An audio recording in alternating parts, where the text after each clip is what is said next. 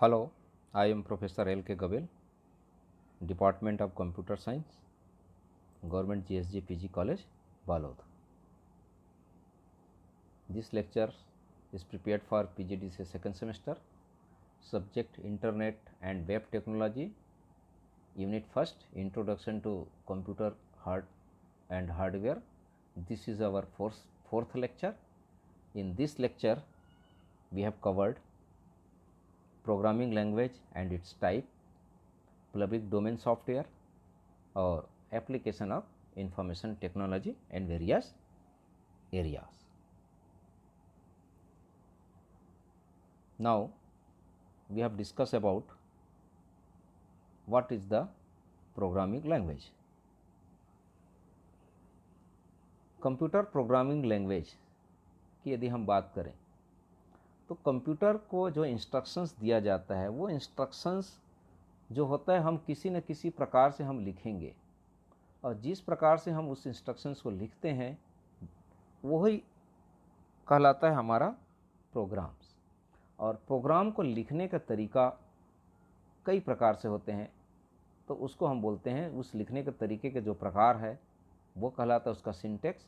और अलग अलग के प्रोग्रामिंग लैंग्वेज का उपयोग करके हम अपने इंस्ट्रक्शंस को कंप्यूटर को समझाते हैं। और कंप्यूटर प्रोग्रामिंग लैंग्वेज बेसिकली यदि हम बात करें जिस प्रकार से हम ह्यूमन बींग्स एक दूसरे को इंफॉर्मेशंस को कन्वे करने के लिए अंडरस्टैंड करने के लिए किसी न किसी लैंग्वेज की बात करते हैं या लैंग्वेज की ज़रूरत पड़ती है, जैसे हम हिंदी में बात करते हैं, हम इंग्लिश में बात करते हैं, तो एक्चुअली में हमारा जो इन्फॉर्मेशन है, हमारा जो इंस्ट्रक्शंस है उसको कंप्यूटर को समझाना और हमारे इंस्ट्रक्शंस को जो कंप्यूटर का समझाने की जो लैंग्वेज है उसी को हम बोलते हैं कंप्यूटर का प्रोग्रामिंग लैंग्वेज। तो बेसिकली कंप्यूटर का प्रोग्रामिंग लैंग्वेज की यदि हम बात करें तो इसमें हमारा जो 3 प्रकार के प्रोग्रामिंग लैंग्वेज हैं कंप्यूटर में, यदि हम शुरुआत से देखें कि कंप्यूटर की जो डेवलपमेंट हुआ है उसके बाद से, तो हम 3 प्रकार के प्रोग्रामिंग लैंग्वेज की हम बात करते हैं।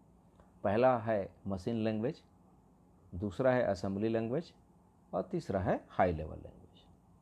तो सबसे हम बात करते हैं पहले मशीन लैंग्वेज।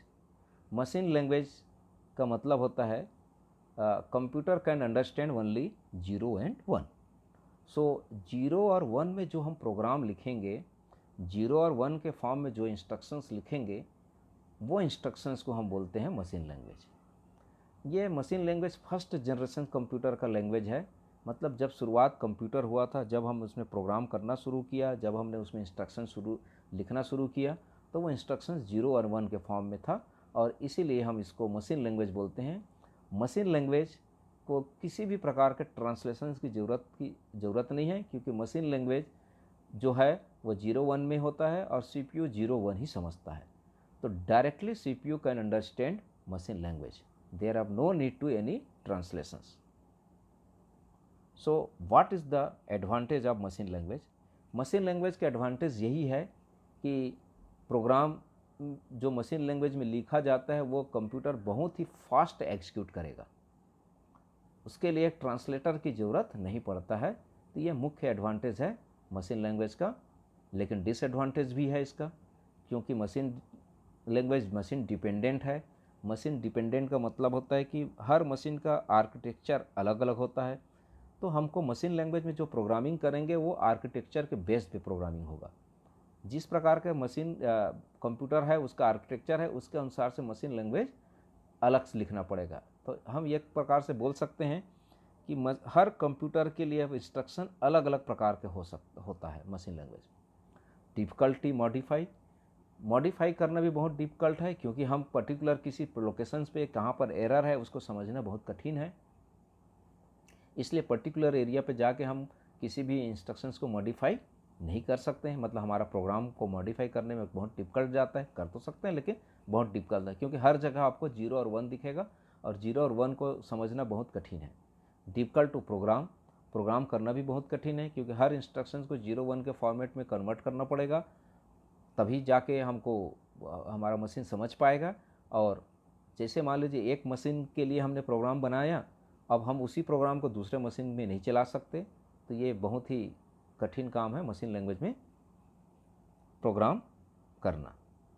सेकेंड प्रकार का लैंग्वेज है असेंबली लैंग्वेज।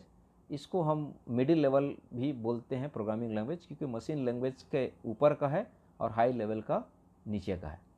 इस लैंग्वेज में हम 0-1 के अलावा हम यहाँ पर कुछ सेट ऑफ करेक्टर्स का उपयोग करते हैं इंस्ट्रक्शंस के लिए, और उसको हम बोलते हैं न्यूमोनिक कोड।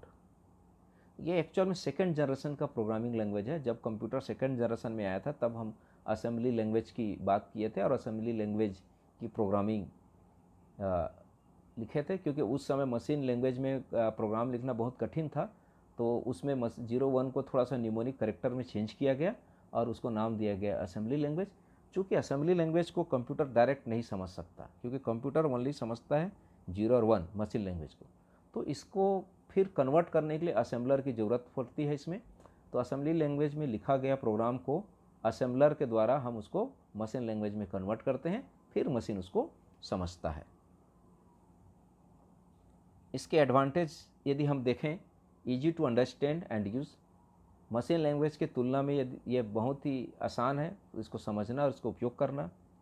एरर को हम लोकेट भी कर सकते हैं और करेक्ट भी कर सकते हैं। किसी प्रोग्राम को किसी जगह पे मॉडिफाई भी हम आसानी से कर सकते हैं, और ये एफिशिएंट मशीन लैंग्वेज है। यदि हम कंपेयर टू करें मशीन लैंग्वेज से कंपेयर यदि करें तो उससे बहुत ही एफिशिएंसी है इसमें प्रोग्राम करना। इसका डिसएडवांटेज ये भी मशीन डिपेंडेंट है।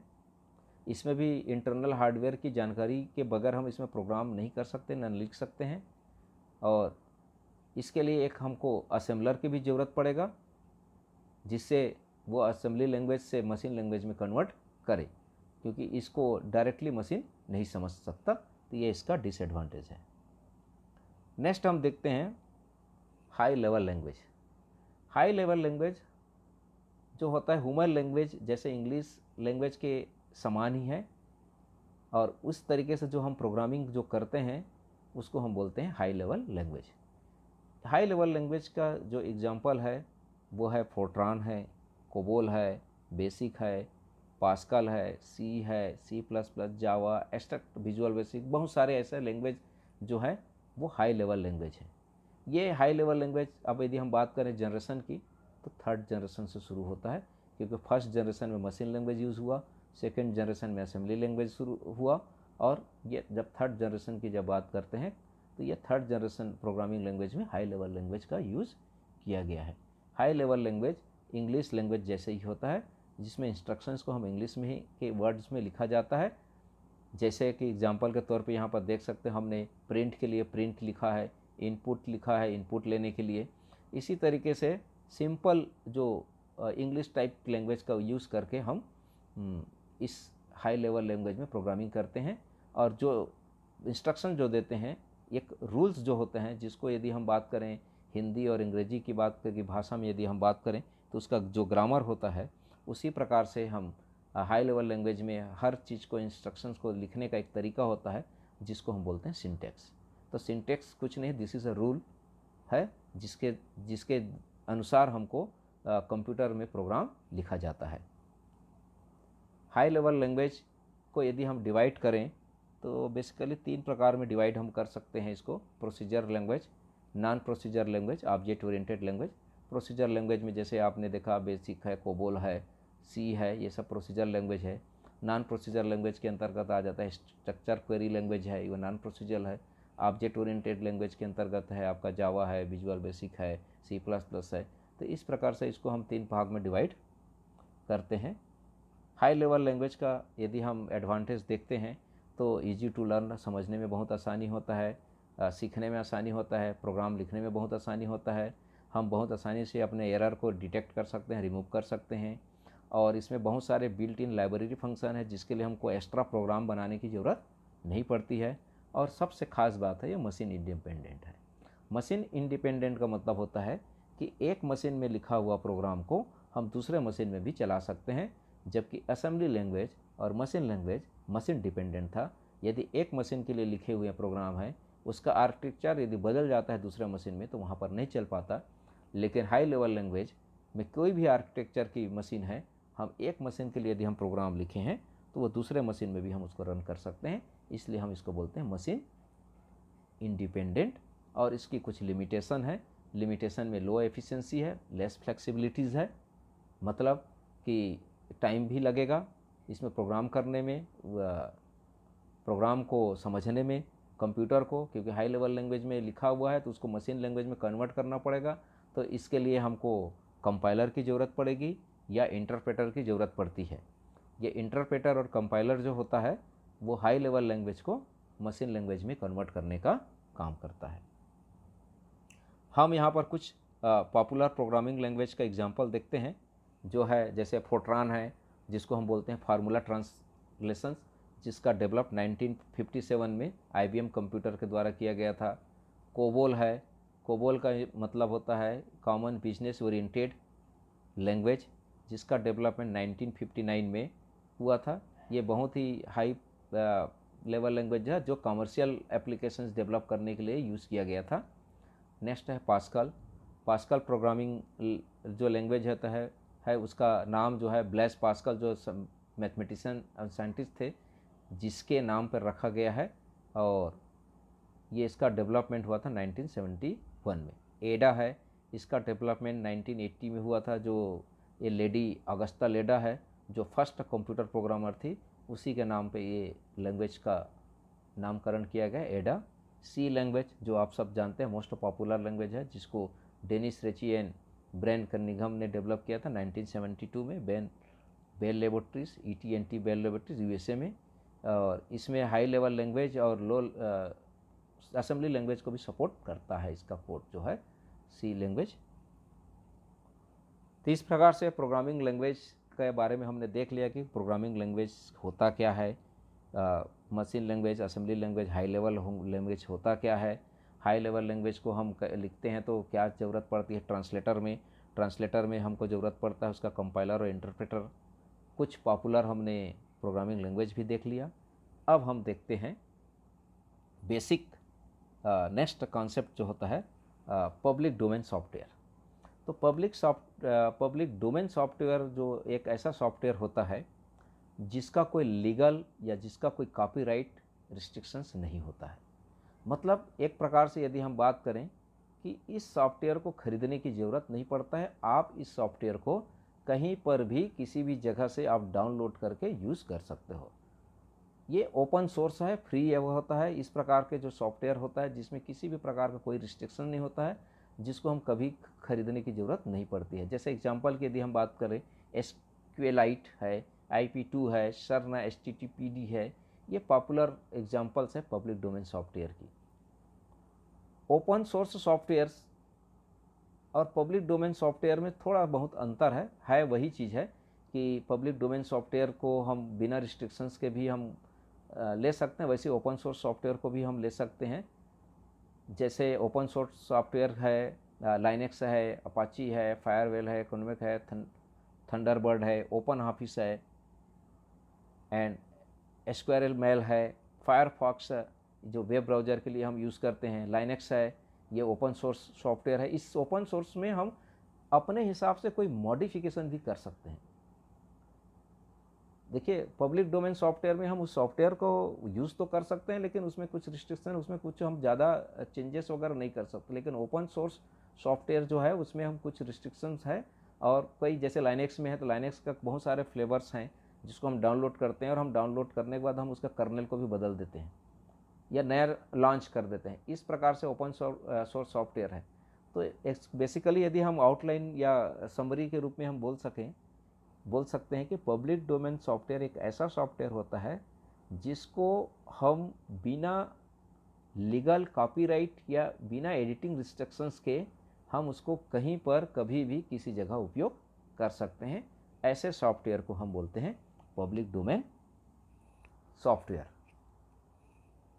अब हम देखते हैं एप्लीकेशन ऑफ इंफॉर्मेशन टेक्नोलॉजी की। एप्लीकेशंस जो इंफॉर्मेशन टेक्नोलॉजी का है वो कहाँ कहाँ एप्लीकेशन होता है, तो लगभग यदि हम बात करें, हमारा इंफॉर्मेशन टेक्नोलॉजी जो है सभी जगह पे उपयोग में लाया जाता है।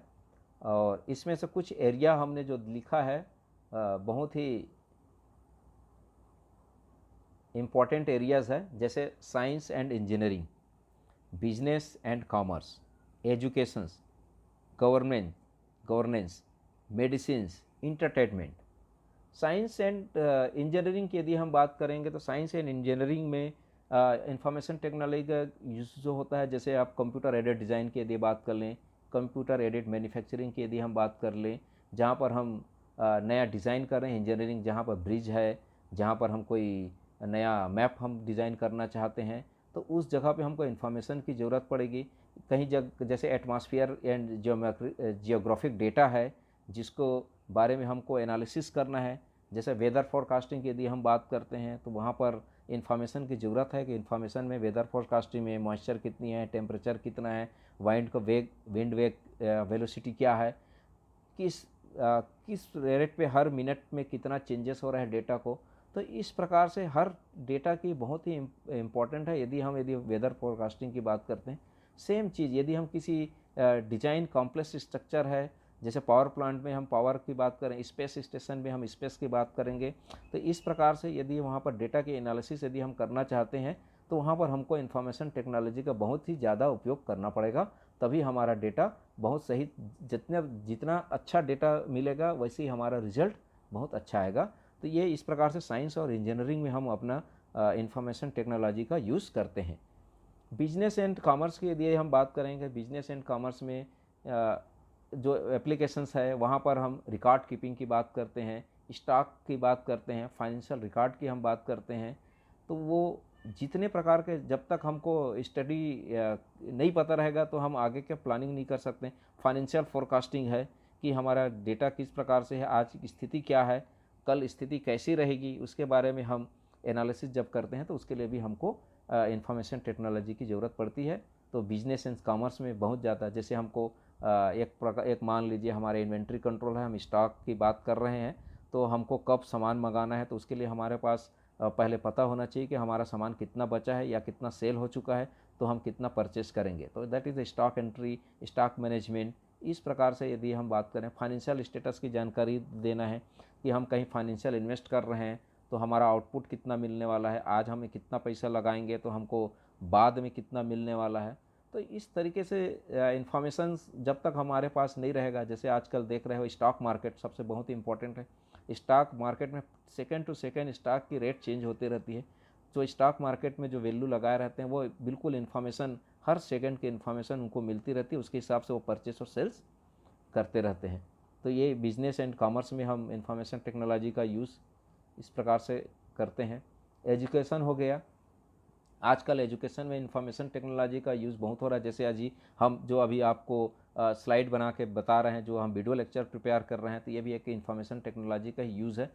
क्योंकि आज कोरोना वायरस के कारण हम क्लास ले नहीं पा रहे हैं, आपको डायरेक्टली क्लास नहीं ले पा रहे हैं, आपको सामने बैठ के एक्सप्लेन नहीं कर पा रहे हैं, तो हम अपनी मैसेज को आप तक पहुंचाने के लिए एक टूल्स का उपयोग कर रहे हैं, दैट इज़ आईटी। और यही इन्फॉर्मेशन टेक्नोलॉजी है जहां पर हम अपने लेक्चर को ऑनलाइन प्रिपेयर करके आप लोगों के समक्ष प्रस्तुत कर रहे हैं, और उस लेक्चर को आप लोग पढ़ के समझ रहे हैं। तो यहाँ पर हम इंफॉर्मेशन टेक्नोलॉजी का यूज़ कहाँ पर कर रहे हैं, एजुकेशन में कर रहे हैं। और प्रेजेंटेशन बनाना, इमेज का एनिमेशन करना, लेक्चर वीडियो लेक्चर करना, ये सारी चीज़ें जो एजुकेशन से रिलेटेड हैं।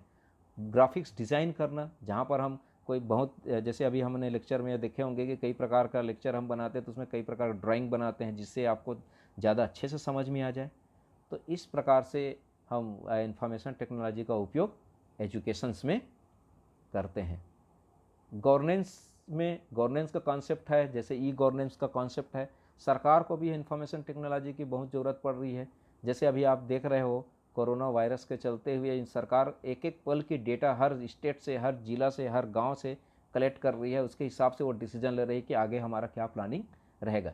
यदि इस प्रकार से हम इंफॉर्मेशन नहीं ले पाते और हमको नहीं मिल पाता कि कौन सी जगह पे क्या हो रहा है, तो हम आगे के प्लानिंग नहीं कर सकते। गवर्नमेंट को इस देश को कोरोना से राहत देना है, कोरोना से बचाना है, तो हमको गवर्नमेंट को के पास हमारे सारे इन्फॉर्मेशन मिलनी चाहिए। आज एक देखो, गवर्नमेंट ने ऐप के माध्यम से ही सारे को रिकॉर्ड एंट्री करने के लिए बोला जा रहा है, जिससे आप एंट्री करोगे तो गवर्नमेंट को भी पता चलेगा कि हमारे देश में हर नागरिक यदि उस ऐप के माध्यम से एंट्री करता है तो उसको पता चल जाता है कि किसको कोरोना है और किसको कोरोना नहीं है, और नहीं है तो उसको हो सकता है कि नहीं हो सकता है, उसके फ्यूचर डेटा के हिसाब से हमको खुद पता चल जाएगा कि हम एक दूसरे के पास यदि जा रहे हैं। हमारे सिस्टम में हमारे मोबाइल में जो सॉफ्टवेयर इंस्टॉल किया गया है सेतु, तो उसके द्वारा किसी कोरोना मरीज के पास में यदि हम पहुंचते हैं तो तुरंत वो बता देगा कि हमारे मोबाइल मैसेज आ जाएगा कि बगल में कोरोना है, क्योंकि हमारा डिवाइस ब्लूटूथ से उसके डेटा को शेयर कर रहा है यदि उसने इंस्टॉल करके रखा है। तो इसी प्रकार से गवर्नमेंट को पब्लिक की सारे इन्फॉर्मेशंस ज़रूरी है, जिसके द्वारा गवर्नमेंट एक अच्छा डिसीजन ले सके और एक पब्लिक के हित के लिए बहुत अच्छे से कार्य कर सके। एक समय में आपने देखा था कि आधार कार्ड है, आधार कार्ड के द्वारा गवर्नमेंट के पास सारे इन्फॉर्मेशन आ गए कि हमारे देश के जो सही में जो नागरिक हैं उनके पास आधार कार्ड होगा, जो हमारे देश के नागरिक नहीं है उसके पास शायद आधार कार्ड नहीं हो सकता है। तो एक प्रकार के एक आईडी प्रूफ हो गया। आज इनकम टैक्स के लिए जब हम बात करते हैं तो इनकम टैक्स में रजिस्ट्रेशन कराते हैं। तो इस तरीके से गवर्नमेंट जो है हमारे सारे इन्फॉर्मेशंस को लेता है थ्रू द इंफॉर्मेशन टेक्नोलॉजी, और उसके हिसाब से गवर्नमेंट डिसीजन देती है कि पब्लिक के हित में, कि पब्लिक के लिए हमको क्या करना चाहिए और क्या नहीं करना चाहिए। नेक्स्ट यदि हम बात करें मेडिसिन की, तो मेडिसिन के लिए भी इंफॉर्मेशन टेक्नोलॉजी बहुत ही इम्पोर्टेंट रोल प्ले करता है।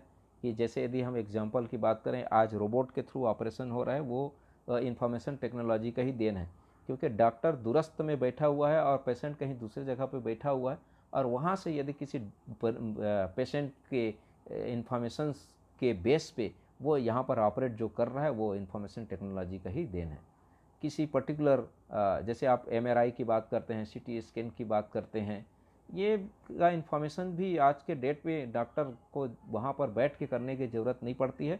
ये सारा इन्फॉर्मेशन अब through the information technology doctor के पास डायरेक्टली पहुँच जाता है। इस प्रकार से मेडिसिन में आज के डेट में हम बात करें कि मेडिकल साइंस बहुत तरक्की कर चुका है इन्हीं इन्फॉर्मेशन को लेकर। जैसे अभी कोरोना वायरस के लिए एंटी वायरस जो डेवलप जो किया जा रहा है, वो भी एक सुपर कंप्यूटर के हेल्प के द्वारा, जिसने आइडेंटिफाई किया है कि कितने सारे केमिकल्स है जो कि कोरोना वायरस के लिए एंटीवायरस के रूप में काम कर सकता है। तो ये भी एक इंफॉर्मेशन टेक्नोलॉजी के माध्यम से ही जानकारी मिल पाया है। यदि वो सुपर कंप्यूटर में हम ऑपरेट नहीं करते तो हमको कितने महीने कितने साल लग जाते उस इंफॉर्मेशन को लेने के लिए। तो इंफॉर्मेशन टेक्नोलॉजी का बहुत ही इम्पॉर्टेंट रोल है मेडिकल साइंस में, मेडिसिन्स में, और इंटरटेनमेंट में तो सब आप जानते ही हैं कि इंटरटेनमेंट में इंफॉर्मेशन टेक्नोलॉजी का बहुत ही इम्पॉर्टेंट रोल प्ले करता है। जैसे हम नया मूवी आता है, रेडियो है, सैटेलाइट है, एनिमेटेड मूवी हम देखते हैं, डिजिटल टेलीविज़न आ गया है, ये सारे इंटरटेनमेंट के एक फॉर्म है जिसमें इंफॉर्मेशन टेक्नोलॉजी बहुत ही अहम भूमिका निभा रही है। और यदि हम बात करें HD टीवी की बात करते हैं, हाई डेफिनेशन टीवी, अल्ट्रासाउंड की बात करते हैं, डिजिटल साउंड की बात करते हैं, तो ये सारे टेक्नोलॉजी जो है इंफॉर्मेशन टेक्नोलॉजी के द्वारा ही हमको मैसेज कन्वे करता है, और उसके द्वारा ही हम अच्छे से उस एंटरटेनमेंट में हम अच्छे से एंजॉय कर पाते हैं। तो इस प्रकार से हमारा ये 4th लेक्चर था, जिसमें हमने फर्स्ट यूनिट को 4 लेक्चर के द्वारा पूर्ण तरीके से हमने कंप्लीट किया है। यदि और किसी भी टॉपिक के बारे में, इससे संबंधित में यदि कोई प्रॉब्लम है तो आप ज़रूर हमको मैसेज या मेल के माध्यम से आप बता सकते हैं। हमने फर्स्ट यूनिट को अकॉर्डिंग टू सिलेबस, जो PGDC के सेकेंड सेमेस्टर के जो सिलेबस है, उस सिलेबस के अकॉर्डिंग 4 लेक्चर हमने तैयार किया है, और ये 4 लेक्चर में ये अंतिम लेक्चर था।